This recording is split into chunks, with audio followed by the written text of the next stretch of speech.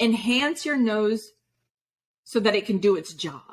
Don't undermine the nose's ability to do its job. Think of it like you think of it, your gut biome. You want to help it be the best it can be. And how can you do that? So read the backs of bottles, because sodium benzoate in particular, if it's combined with any vitamin C producing thing, it can be a carcinogenic. And that's hugely problematic in a delicate mucosal system. Mm.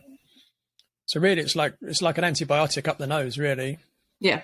Yep. You know, and we know antibiotics can save people's lives in certain situations, but we also know that if they're overused, it can also kill people.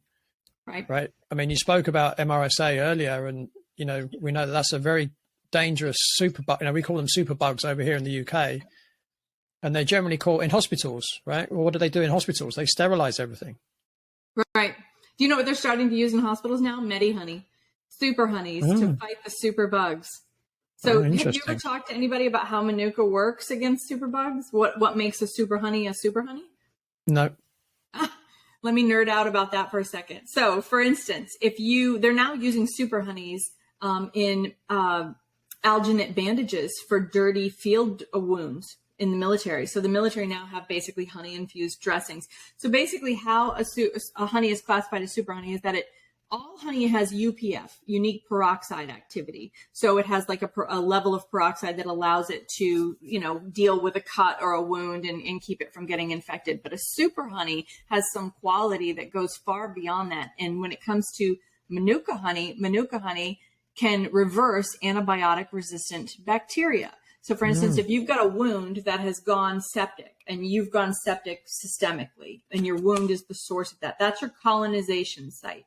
And no antibiotics are working against it, and you're getting flesh-eating MRSA, and it's a runaway train. If you apply medical-grade Manuka that has the high enough methylglyoxal, which is what makes Manuka special, it's what Dr. Mullen found. If you apply it to that colonization site, it inhibits the pathogen's ability to put a biofilm around itself. And that biofilm is what evades your antibiotics and evades your own immune system. So suddenly, even though you're septic and it's an infection throughout your body, at the colonization site, your antibiotics can start to work and the pathogen can no longer colonize with its protective biofilm. So it reverses the antibiotic resistant bacteria's ability to evade your body and your drugs. So in that instance, antibiotics would be very important. So now they're now using medical grade Manuka honey on wounds in hospitals, and it's called Medi-honey, and it's saving diabetic patients'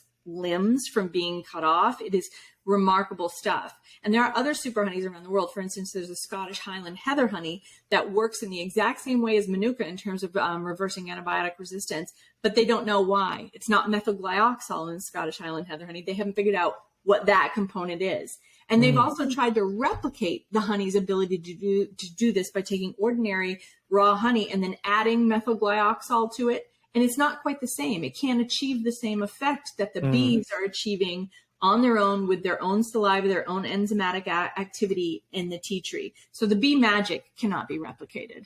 There's also another honey in the Pacific Rim that reverses hormone disruption in perimenopausal women and in older men. It completely reverses hormone issues.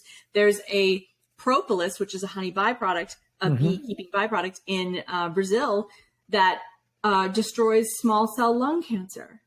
And so I'm so passionate about protecting our bees because there is medicine in apitherapy that is truly life altering. And I think they just, I sound like such a paranoid person, but I just think the powers that be don't want us to know that. They don't want us to have access to that. And glyphosate is going to destroy that magic for us. If you enjoyed this clip, press here for the full episode and don't forget to like and subscribe. Thanks for watching.